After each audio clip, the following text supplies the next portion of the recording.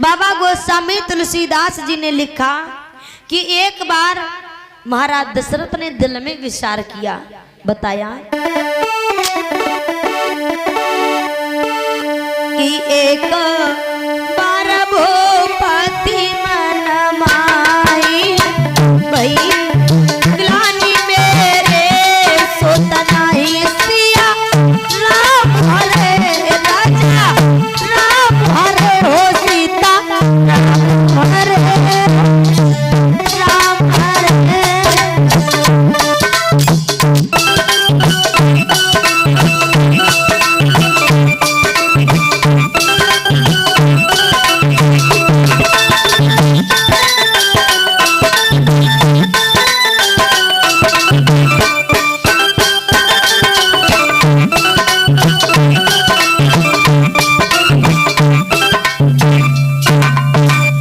बताया महाराज दशरथ के कोई संतान नहीं हुई कि एक बार भूपति मन माही और भई ग्लानि मेरे सोता नाही। भैया बताया है महाराज दशरथ की उम्र कितनी हुई थी, क्योंकि श्री सुखदेव जी समझाते हैं राजन दशरथ, हे राजन परीक्षित, दशरथ जी ने एक बार सोचा कि मेरे कोई संतान नहीं हुई। एक बार ग्लानि हुई थी कि मेरे कोई संतान नहीं हुई, लेकिन जबकि महाराज दशरथ की उम्र 60,000 वर्ष की हो चुकी थी। विश्राम सागर में लिखा है महाराज दशरथ की उम्र 60,000 वर्ष की हो चुकी थी, यहाँ तक इनके कोई संतान नहीं हुई। लेकिन बताया मेरे भैया महाराज दशरथ ने क्या इतनी उम्र में एक ही बार सोचा मेरे कोई संतान नहीं है? ऐसा नहीं है, क्योंकि कहते हैं महाराज परीक्षित भगवान श्री राम के अवतार के एक कारण नहीं कई कारण बताए जाते हैं। पहला कारण बताया जाता है कि महाराज दशरथ जो है मंत्री सुमंत को साथ लेकर के शिकार खेलने के लिए चल देते हैं, तो एक हिरण का पीछा करते करते रास्ता भटक गए, एक तालाब पर पहुंच गए। जिस तालाब में बहुत जल है और बड़े सुंदर सुंदर फूल खिल रहे हैं, कमल के पुष्प खिल रहे हैं। तो देखा राजा दशरथ ने जवाब दिया है मंत्री सुमंत से, जाओ जाकर के इस तालाब से फूल तोड़ करके ले आओ। तो मंत्री सुमंत कहने लगा महाराज मैं नहीं जा सकता। क्यों? क्योंकि मुझे तैरना नहीं आता, ना जाने इस तालाब में कितना जल हो। मंत्री सुमंत नहीं गया। तो राजा दशरथ ने स्वयं अपने राजसी वस्त्रों को उतार दिया और राजा उस जल में घुस पड़े। जैसे ही राजा घुसे, वो फूल तोड़ना चाहते हैं तो उसी समय आकाशवाणी होती है राजन,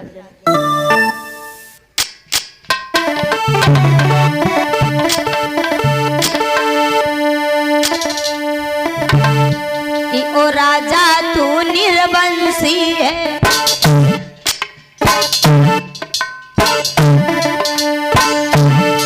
तो नाहक समय बिताता है,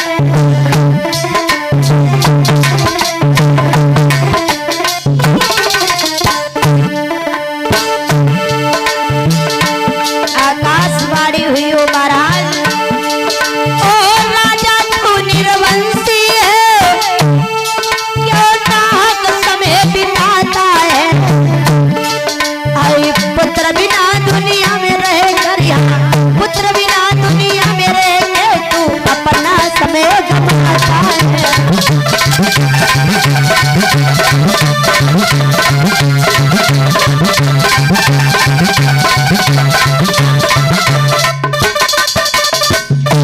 आवाज लगाई हो राजन, क्योंकि आकाशवाणी होती है महाराज दशरथ कि जो नप तुमरो हाथ लगी जई है तो हमरो बंस नसी जई है। कि महाराज आप इतने बड़े निर्वंशी हो, इतने बड़े निर्वंशी हो, अगर तुम्हारा हाथ मेरे लग जाएगा तो मेरा कुल, मेरा वंश नस जाएगा।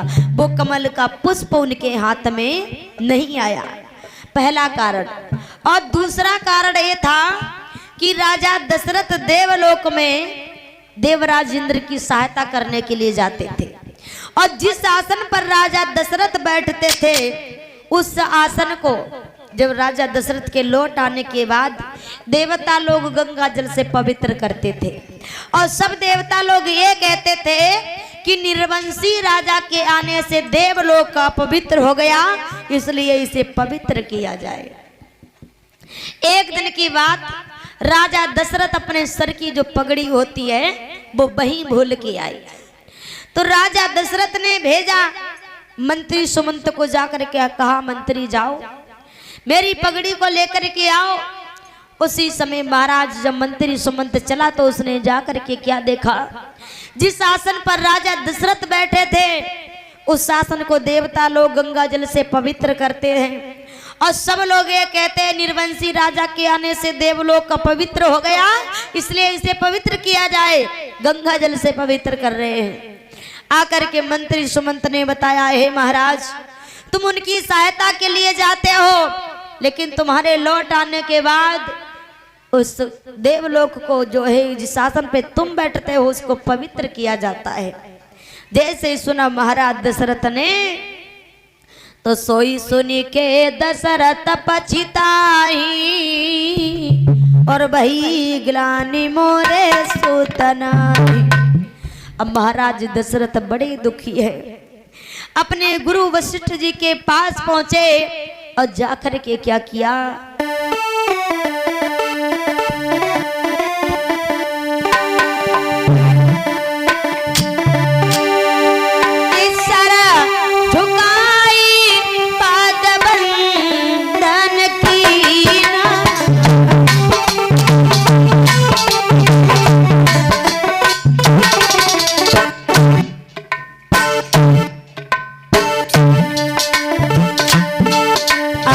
सर झुकाई पद वंदन की ना, सर झुकाई पद वंदन की ना, आशीर्वाद गुरु तब दीना।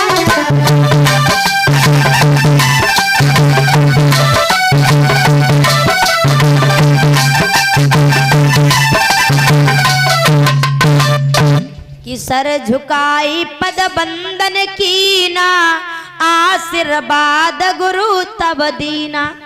जाकर के गुरु जी के चरणों में मस्तक रख दिया, चरणों में प्रणाम किया, गुरु जी ने आशीर्वाद दिया।